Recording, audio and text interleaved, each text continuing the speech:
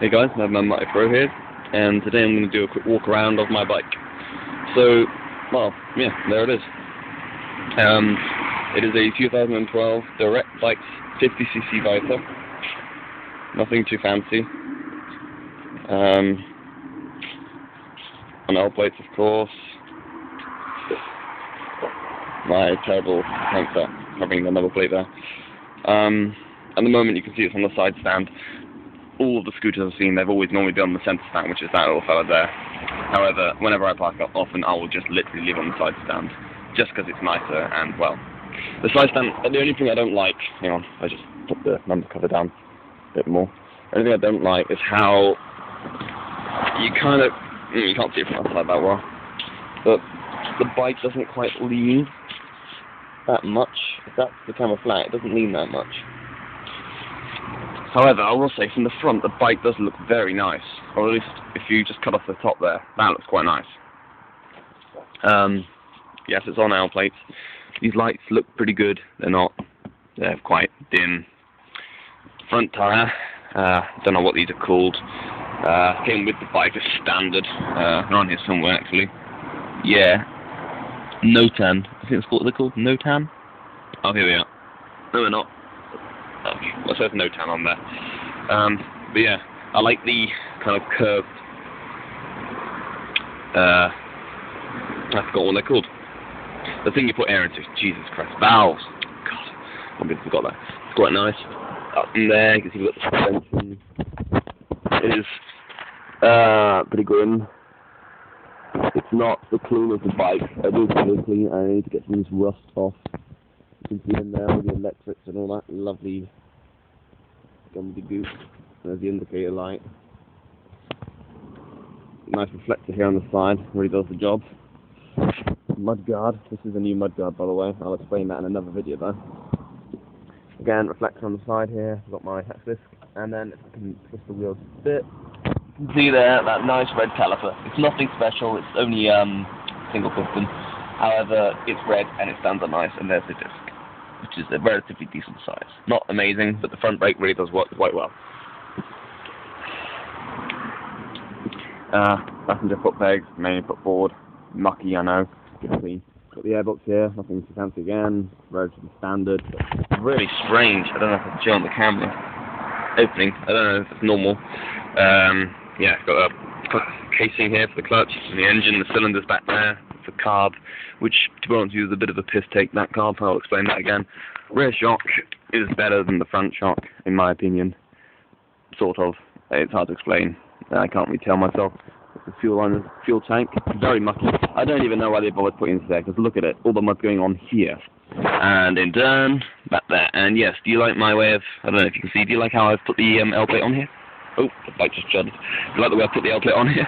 Yes, duct tape. Again, rear reflector, doesn't seem to stop cars from tailgating me. Rear lights are all good. The mounting plate. There's the exhaust pipe, it looks quite fancy. However, if you look in, there you go. There's what the exhaust is actually coming out of, which is a shame, but it's nice. It almost looks like a single-sided swing arm. Almost. Rear tyres very good. I was surprised to find chicken strips on this bike. However, it does have chicken strips, which is amazing. There's the exhaust pipe, which is very dirty, as you can see. And to my dismay, what we have developing here is kind of not quite, I wouldn't say rust. Although that there does look like something as bad has happened there. It's not the nicest of exhaust pipes, so I do need to try and get rid of some of this crap and see if I can make it pretty again. But yeah. The starter in there. This here is a bit of a joke. This is the throttle line here. Up just back there, that's meant to be the automatic choke.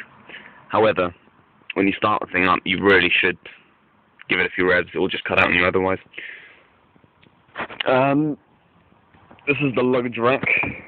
There was a top box when I got the bike. I will show you that now in our incredibly crap garage. That's the top box. Shattered. It's destroyed. Some other gloves. Because of a mounting plate, which is still on. which just didn't hold it on properly. You could tighten as much as you want, it wouldn't work. So I can show you the controls. Well, start moving forward here. Mirrors, of course. Hi. High beam, low beam, rear brake. You got your indicator, left, stop, right, stop, and then hazards. You got your horn. Thankfully, bike's not turned on. Front brake, of course. This one is hydraulic. The rear one is cable operated, so I'll show you that in a second. Throttle. To be fair, if you're going up a hill, twisting that will be just the same as twisting that. Your kill switch I've mentioned. No lights. Position light, which is that little tiny one in the front there. Instrument lights on the rear tail light. And then that includes the low beams or high beams. And of course, engine start. On the clock, actually, I'll show you the clock. We have the indicator light, the high beam light. That does nothing. It's not even a light, it's just a thing to fill up space. Light indicator, fuel gauge, which is not that trustworthy, to be honest with you. It's in, the main numbers are in kilometers per hour, so I've got to read the orange ones. This little red line here, which to be perfectly honest, I normally end up around here anyway, if I'm going down a hill. This bike, again, this bit here is in kilometers. I think this bike's got 2,486.6 kilometers. Yeah, like I said, this is cable operated, this back brake here, which is just down here. It's quite mucky. I do need to give this bike a good clean, but yeah, I have it quite tight. So if you just excuse me for a second, I'm going to put the bike on its centre stand, so I'll be back in a sec.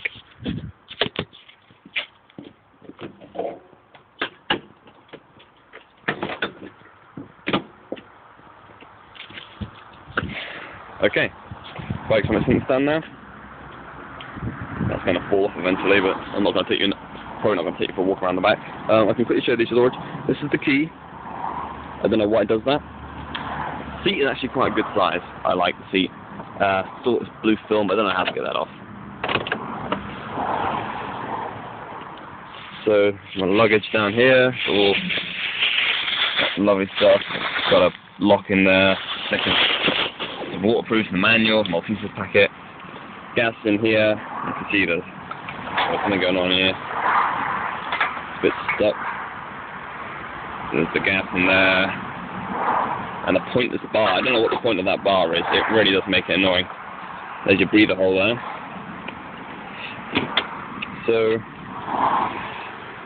we can show you the steering lock again. It's quite hard to do this hand. I'm not used to doing the other hand. Hang on. That there, by the way, is a shopping hook.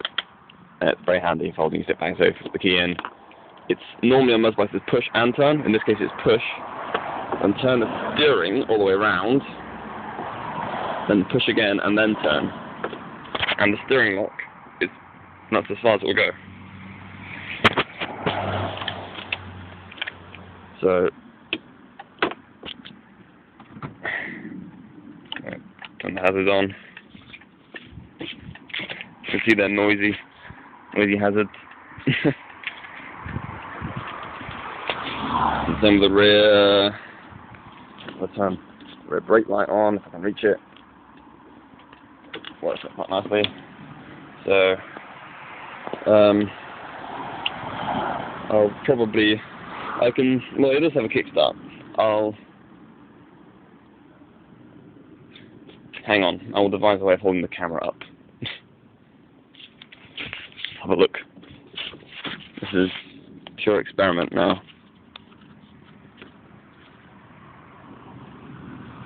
I hope that doesn't slip. I'll have to give it gas, of course, which is annoying, so we'll break in. No start. And that happens. Nothing. Nothing.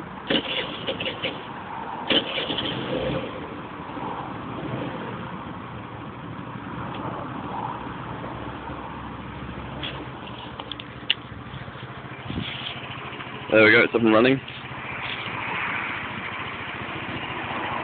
So if you can see that on the camera, the back end wobbling ferociously.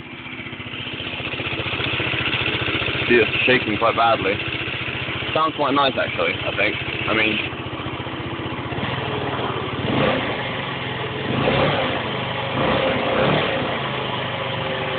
it does sound very nice.